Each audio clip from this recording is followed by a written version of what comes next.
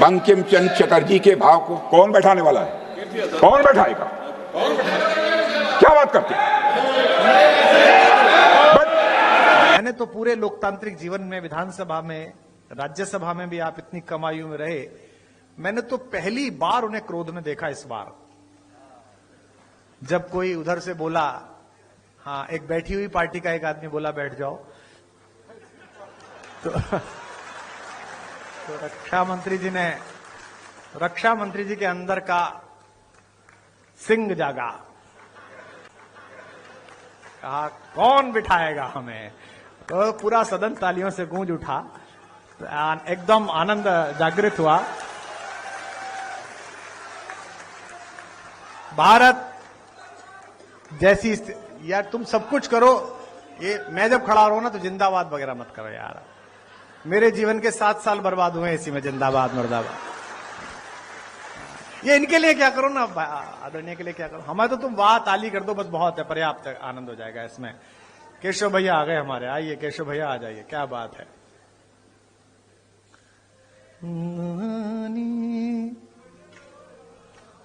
गाओ तब तक। भवानी भवानी सुन लो राम कहानी, भवानी। एक बार जोरदार तालियां केशव भाई के लिए बजा दीजिएगा। इतने वर्षों का, इतने पत्रकार आए हैं आदरणीय आज, माननीय जी, ये बेचारे हर प्रोग्राम में ऐसे में आते हैं, ये संकेत पाने के लिए कि भाजपा में होगा क्या, और इनकी ऐसी पत्रकारिता ध्वस्त की है कि इन्हें पता ही नहीं चलता कि होगा क्या। एक तो मुझसे कह रहा था, भाई साहब आपको सब पता रहता है। मैंने कहा क्यों? अच्छा, वो मुझसे पूछ रहा था राष्ट्रीय अध्यक्ष कौन बनेगा, ये बनेंगे ये बनेंगे। मैंने कहा कोई नवीन ही आदमी आएगा। तो अभी मुझे मिला, बोले भाई साहब आपको अंदाजा था, आपने बताया नहीं था मुझे। ये तो अद्भुत ही है, रात को सोने पे सुबह पता ही नहीं होता क्या होगा, क्या होने वाला है। एक गीत में सुनाता हूं जी कि माननीय रक्षा मंत्री जी बैठे हैं। भारत की सीमाएं देखिए, हम कितना भी गाली दे लें इस देश को और कितनी भी आलोचना कर लें किसी पार्टी के हो, 75-80 वर्षों में एक चीज जो हमने सुरक्षित रखी है, केवल एक आपातकाल के अंधड़ के अलावा इस देश ने लोकतंत्र को सुरक्षित रखा है। लोकतंत्र यहां पर जिंदा है।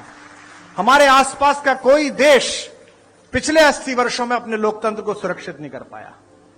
जिनका टका हमारे बराबर पहुंचने वाला था रुपया, आज बांग्लादेश की हालत देख लीजिए। पाकिस्तान वालों को तो खुद को पता नहीं रहता कि सुबह कौन होगा। रात को आदमी सोता है, उसे पता ही नहीं होता कि सुबह मैं बचूंगा कि नहीं बचूंगा, क्या होगा। श्रीलंका में यही हाल हुआ, नेपाल में आपने देखा। लेकिन ये भारत है, चूंकि इसकी लोकतंत्र की मर्यादा की जो रीढ़ है वो अटल बिहारी वाजपेयी जैसे तपहपूत साधुओं के द्वारा, संतों के द्वारा रखी गई है। भारतीय सेनाओं ने इस बीच जो पराक्रम दिखाया ऑपरेशन सिंदूर के समय, मैं उसको समर्पित एक कविता विशेष रूप से निवेदन कर रहा हूं। क्योंकि रक्षा मंत्री जी यहां पर हैं, गृह मंत्री के नाते भी वो घूमते थे, और आज भी मैं भारत में जहां भी रक्षा पद्धति के आगे सैनिकों को कविता सुनाने जाता हूं, हर जगह उनका एक ना एक संस्मरण रक्षा मंत्री जी का होता है। अभी मैं जैसलमेर गया था बीएसएफ में, तो उन्होंने मुझसे कहा कि आपका कार्यक्रम हम ठाकुर साहब पॉइंट पे कराएंगे। तो मैंने उनसे पूछा कि ठाकुर साहब पॉइंट कौन सा है?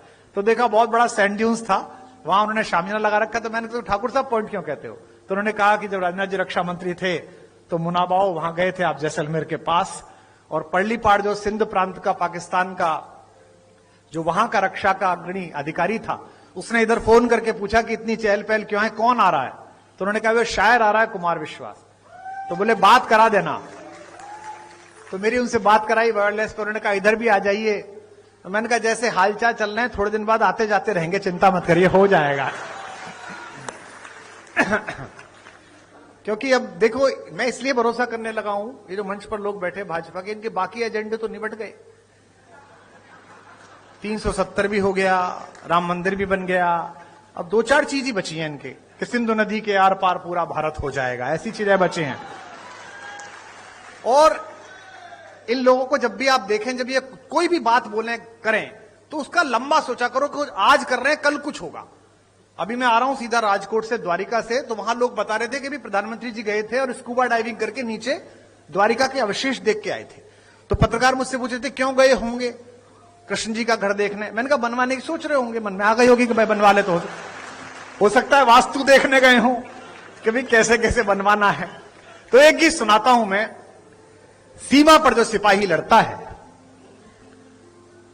वो केवल अपने हथियार से नहीं लड़ता, वो इस देश के 150 करोड़ लोगों की सद्भावनाओं, शुभकामनाओं और आश्वस्ति के सहारे लड़ता है, उनके भरोसे। आपकी तालियां कमजोर पड़ गई हैं, काफी देर से आप बैठे हैं 2 बजे से। तो मैं एक गीत आपको सुनाता हूं जो सीमा पे सिपाही लड़ता है उसका गीत, कि वो कौन सिपाही होता है जो मेरे और आपके लिए चुपचाप जाकर अपना प्राण दान कर देता है। और उस पर कई बार राजनीति जब मूर्खतापूर्ण टिप्पणी करती है तो गुस्सा भी आता है, कवि होने के नाते निवेदन कर रहा हूं, सुनिएगा। आपको तो सुना ही रहा हूं, विशेष रूप से रक्षा मंत्री जी को यह समर्पित कर रहा हूं कि है नमन उनको कि जो इस देह को अमरत्व देकर।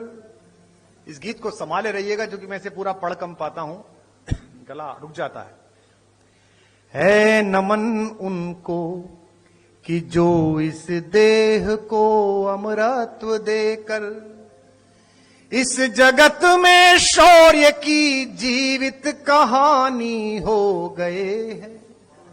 और अगली पंक्ति पर पूरा हॉल गूंजे, हमें लगे कि हम इस जाते हुए साल में अपने सैनिकों के लिए अपनी शुभकामनाएं भेज रहे हैं कि है नमन उनको कि जो इस देह को अमरत्व देकर इस जगत में शौर्य की जीवित कहानी हो गए हैं।